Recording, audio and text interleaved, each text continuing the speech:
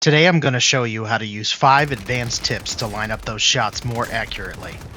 The controller versus mouse and keyboard argument has gone on forever, but today we're going to be focused on improving your aim with both settings and techniques for controller. At the end of the video, I want to show you how to abuse one game mechanic to win more gunfights. Let's start with the basics. Centering. Looking at the floor is the quickest way to get fried on Warzone. Keeping your crosshairs on the shoulder horizon is the best way to stay on target when an enemy appears out of thin air. You want the least amount of distance between lining up your target and landing upper body shots. When traveling, keep your crosshairs centered and focus towards hot zones like doorways or potential areas where enemies linger. Implementing this skill sets you up from the beginning to win more gunfights.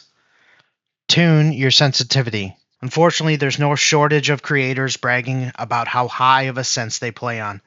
Players feel guilted into attempting the crack level of 20. Meanwhile, I play at a 6.6, and I'll explain how I can still dumpster sweaty players later in the video. That's awkward. But realistically, the best pro players play on a much lower sense, at 6 or 7. Why is that? Control. The more control they have to fight and swing on their target, the better. The muscle memory of knowing exactly how small to move the analog stick makes all the difference. You want to be able to quickly snap to an enemy, but without overcorrecting. Squiggly movement is fantastic, but if you can't get back on target, it's all for show. Know your weapon. Know its range and particularly its recoil pattern. In Warzone, you're not going to have your loadout for the entire game. The best players can play to the strengths of any weapon that they land on. Each weapon has its own unique recoil pattern and one to master. Yes, the meta builds generally have low recoil, which keeps the average player base happy. Meanwhile, there's usually something slightly stronger, but with a harder to control recoil pattern for the more advanced players. With your long-ranged weapon, effective range is everything. Snipers have long-range potential that can down a player with one bullet, if fired accurately. LMGs and assault rifles have less range capability, but the convenience of multiple rounds at a much higher rate. Beyond range and damage, we have 2 very important factors: bullet velocity and bullet drop. Velocity is how fast the shots arrive on target, and drop is how much they fall during their travel. Oof. I'm dead, bro. Oof. When engaging a target from a distance, you have to lead your target, or shoot where your target will be when the bullet reaches the place of the shot. Longer range shots require the calculation for bullet drop to be more precise. This advanced placement of the shot allows for travel time so the shot can connect. Now we're going to get more advanced. The trick to countering recoil on an automatic weapon is the opposite of the recoil pattern. If the recoil pattern is up and to the right, then you're going to drag down and to the left on the stick while firing. Practicing this with your favorite weapon is single-handedly the best way to unlock muscle memory with the META LOADOUT.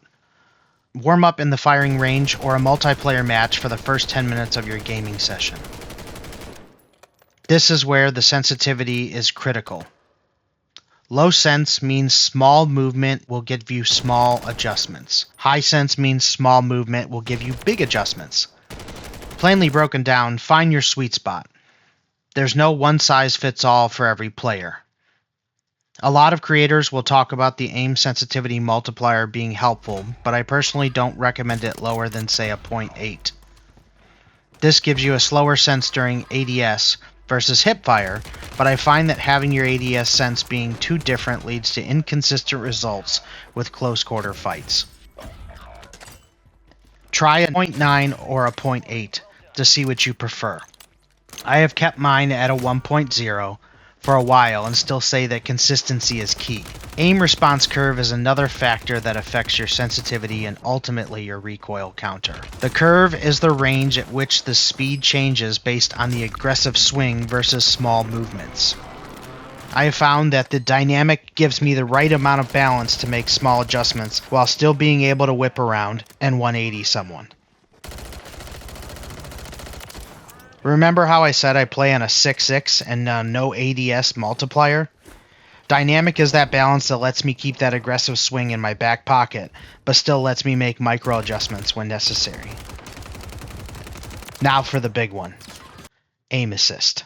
Abusing aim assist is one of the most advanced aiming techniques in the game today.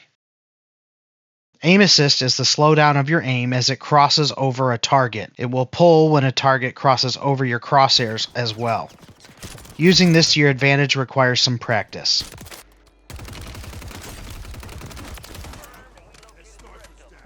Precision and focusing have a huge slowdown that can quite honestly get you killed in a movement-heavy lobby. So I stick with default. The secret is to engage in what's called rotational aim assist. Any movement left or right of the movement stick activates a heavier pull towards your target.